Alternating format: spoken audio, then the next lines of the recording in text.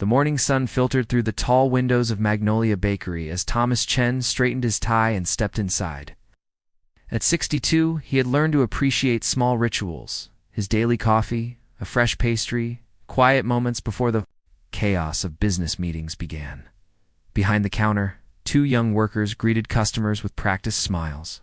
Jake, maybe 25, was arranging croissants with careful precision.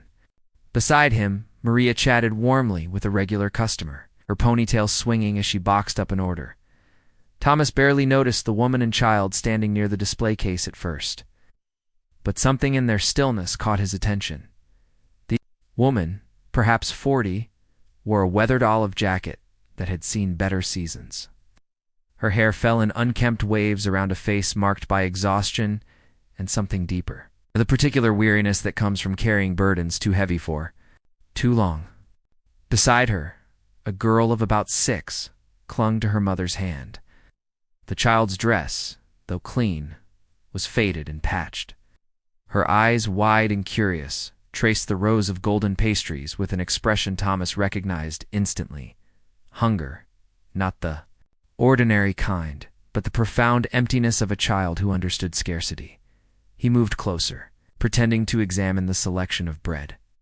But his attention was fixed on the quiet conversation unfolding. The woman's voice was barely a whisper, fragile with shame. "Excuse me?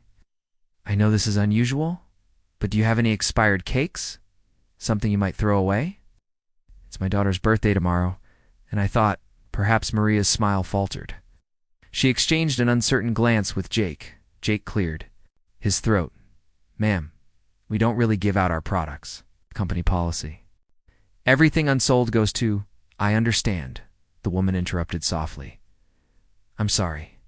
I shouldn't have asked." She turned to leave, gently tugging her daughter's hand. The little girl looked back at the cakes one final time, her small face a portrait of longing quickly buried beneath acceptance. That look pierced Thomas straight through the heart. He had built an empire over 3 decades. Chen Industries employed thousands. It negotiated million-dollar deals, sat on charitable boards, written checks that funded entire wings of hospitals. Yet in that moment, watching this mother's quiet dignity and her daughter's innocent disappointment, he felt the sharp edge of what really mattered. Thomas stepped forward. "Excuse me?" 3 faces turned toward him. "I couldn't help but overhear," he said gently, addressing the woman. "I wonder if you might help me with something. See, I'm hosting a small gathering tomorrow, and I've just realized I ordered far too much. I have a cake being prepared here that I simply don't need. Would you consider taking it off my hands? It seems a shame to let it go to waste." Owly. The woman's eyes widened. "Sir, I couldn't possibly, please," Thomas said, his voice warm but firm. "You'd actually be helping me. I dislike waste terribly." He turned to the young workers. "Jake, Maria, isn't that right? The order I placed yesterday? The chocolate celebration cake with vanilla cream? I'd like to give it to this young lady for her birthday." Maria's confusion melted into understanding.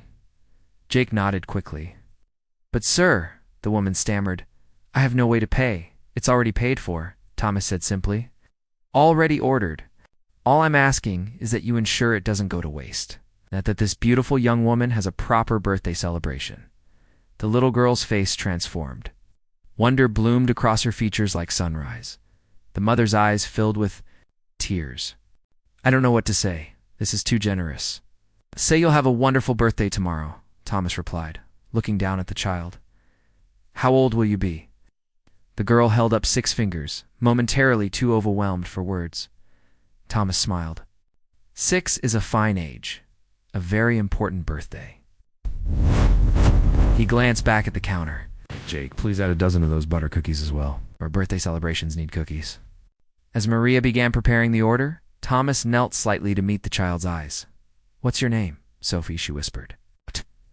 "Well, Sophie, I hope your 6th birthday is filled with joy." The mother wiped her eyes.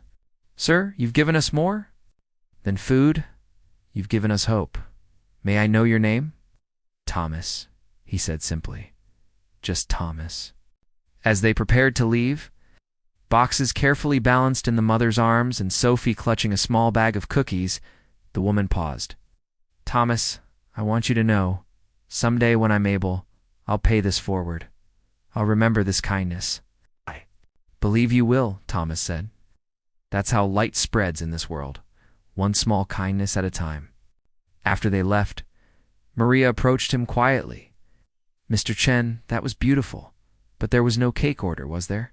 Ah, Thomas smiled. There is now. Please prepare your finest chocolate celebration cake and have it delivered to them this evening. He handed her his card along with several bills.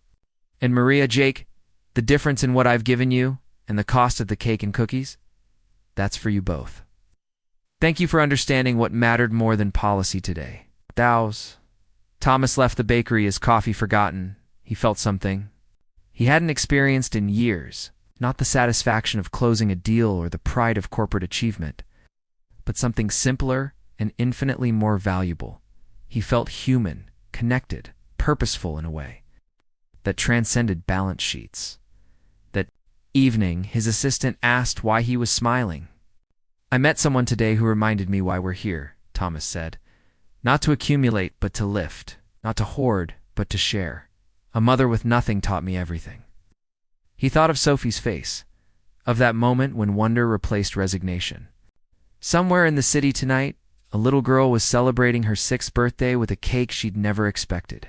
And somewhere within himself, Thomas had rediscovered something he'd lost amid decades of success. The simple, profound truth that kindness needs no reason beyond itself. If this story touched your heart, please like, share, and subscribe for more stories about the quiet moments that change lives. Leave a comment telling us about a time when unexpected kindness made a difference in your life. Your story might inspire someone else today.